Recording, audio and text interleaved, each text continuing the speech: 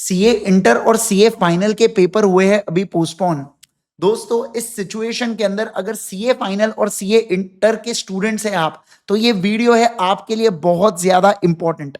आगे बढ़ने से पहले आप इस चैनल को फॉलो जरूर कर लीजिएगा और अपने दोस्तों के साथ इस वीडियो को शेयर कर दीजिएगा। सबसे पहला सवाल अगर मैं बात करूं आपके मन में है कि सर ये एग्जाम्स कब होंगी, तो देखिए पहली बात तो मैं आपको बता दूं, जब तक ये जो सिचुएशन चल रही है, जब तक ये जो टेंस माहौल है, जब तक ये कंप्लीटली शांत नहीं हो जाता, ICI will not take any risk. क्योंकि समझिए, हो सकता है जिस एरिया में आप रह रहे हो, जहां पर आप रह रहे हो वहां पर एकदम टेंस्ड माहौल ना हो, बट बॉर्डर एरियाज में बहुत ज्यादा अभी भी प्रॉब्लम है। जो बच्चे बॉर्डर एरिया से वो मुझे कुछ वीडियो शेयर किए थे जो लिटरली बहुत ज्यादा स्कैरी थे। मतलब मैंने एक ऐसा वीडियो देखा था कि बच्चे की जो विंडो है वहां से उसको नजर आ रहे वो मिसाइल्स और ड्रोन्स वाली चीजें, और फायरिंग के कंटिन्यूस कंटिन्यूस सायरन्स, ब्लैकआउट्स, और बहुत ज्यादा टेंस्ड एनवायरनमेंट है। तो जब तक ये सिचुएशन चलेंगी मेरे हिसाब से आईसीआई एग्जाम्स को नहीं लेगा। सर आपके हिसाब से कब तक? मुझे ऐसा लगता है कि एक हफ्ता मैक्स टू मैक्स पाकिस्तान टिक पाएगा, उसके बाद तो मैं अभी वो लोन मांगना चालू कर दिया बेटा बाकी देशों से। तो ऐसे केस के अंदर मुझे लगता है एक हफ्ता मैक्स टू मैक्स, उसके बाद ये एग्जाम हो सकती है। चांसेस ऐसे लग रहे हैं कि अगर फाउंडेशन के पेपर तक बढ़िया से सारी चीजें नॉर्मलाइज हो गई, तो उस सिचुएशन के अंदर क्या करेंगे कि जो फाउंडेशन के पेपर है ये एक दिन छोड़ के है, तो उसके इसमें बराबर प्लेसिंग कर देंगे फाइनल और इंटर के पेपर्स की। राइट, तो ये चांसेस बनते हुए, क्योंकि इनके पास ऑलरेडी सेंटर्स के साथ बात हुई रहती है और उसमें बस एक ही दिन का एडजस्टमेंट कराना होता है। अब ये सवाल तो बड़ा ही खतरनाक है कि सर आईसीआई ने पेपर पोस्टपोन कर दिए तो पेपर हार्ड आएगा क्या? बेटा, क्या आईसीआई को पहले से पता था इंडिया पाकिस्तान के बीच में कुछ होगा और दो चार पेपर अपने को पोस्टपोन करने पड़ेंगे? ऐसा बोलना पड़ेगा कि अरे कॉस्टिंग के एक दिन पहले अपन पोस्टपोन कर देंगे, इसलिए कॉस्टिंग का पेपर ज्यादा हार्ड निकालो। भाई ये कैसी बातें कर रहे हो आप, है ना? पेपर छप चुके हैं, पेपर्स रिस्पेक्टिव सिटी सेंटर्स में पहुंच चुके हैं।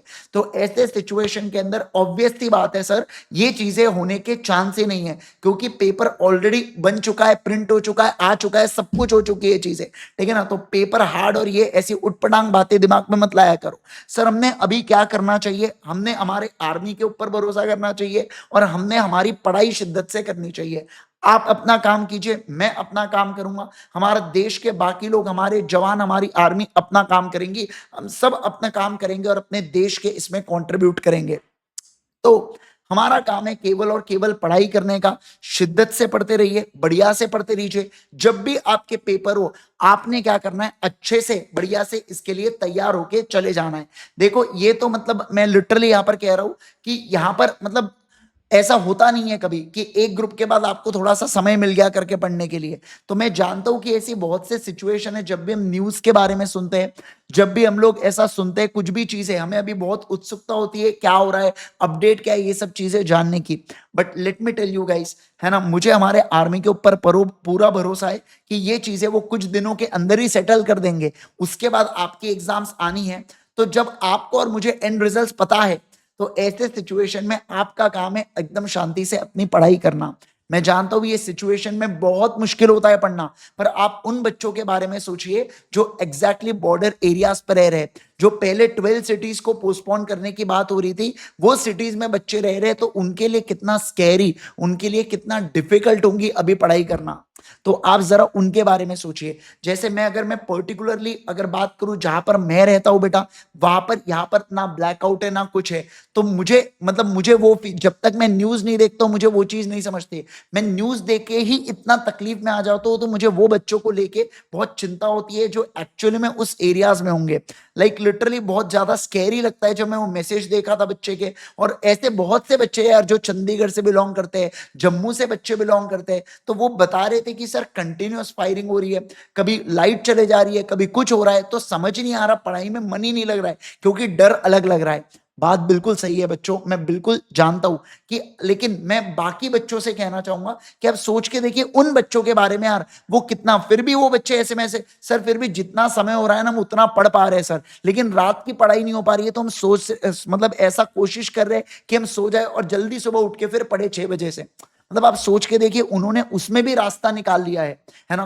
तो इसलिए आपका और मेरा काम यही है कि आप शांति से पढ़िए, बढ़िया से पढ़िए, आईसीआई के ऊपर भरोसा रखिए। वो बिल्कुल भी आप समझना बेटा, आईसीआई यार अपनी वो ऑर्गेनाइजेशन है जिन्होंने कोविड के अंदर विदाउट एनी कैजुअलिटीज पेपर लिए थे यार, बस ये सोच के कि बच्चों के 6 महीने बर्बाद नहीं होने चाहिए करके, है ना। अब नुक्स निकालने वाले तो किसी में भी निकालेंगे यार, है ना, उसके बारे में मत सोचो, पर आईसीआई के ऊपर पूरा भरोसा है। जब तक वो 100% पूरी सेफ्टी आईसीआई को नहीं दिखेंगी, वो डेफिनेटली पेपर के डेट्स लॉन्च नहीं करेंगे, चाहे इंटर हो, फाइनल हो या कोई भी चीज हो। अभी फाउंडेशन के इसलिए पोस्टपोन नहीं किए क्योंकि वो एग्जाम्स चालू ही नहीं हुई है, जो एग्जाम चल रही थी उसके बारे में इमीडिएटली नोटिफिकेशन देना जरूरी था। और आईसीआई को ऐसा लग रहा होगा हमारी आर्मी तो क्या 2-3 दिन में इनको निपटा डालेंगे, फिर फाउंडेशन के पेपर ले लेंगे, हो सकता है भाई, कॉन्फिडेंस हो आईसीआई को, है ना, तो ऐसा भी हो सकता है, ठीक है। यस, तो ये सारी बातें हैं बच्चों, तो बढ़िया से पढ़िए, शिद्दत से पढ़िए, आप अपना काम कीजिए। फाइनल के 2 पेपर्स बचे हुए, इंटर के 3 पेपर्स बचे हुए, शिद्दत से आप अपना रिविजन करते रहिए, जितना समय हो चुके उतना पढ़ाई में दीजिए। मैं जानता हूं डिफिकल्ट होगा इसमें इस समय कॉन्सेंट्रेट करना, बट स्टिल कोशिश करते रहिए, right. Thank you so much once again everyone. जय हिंद, जय Bharat, thank you so much.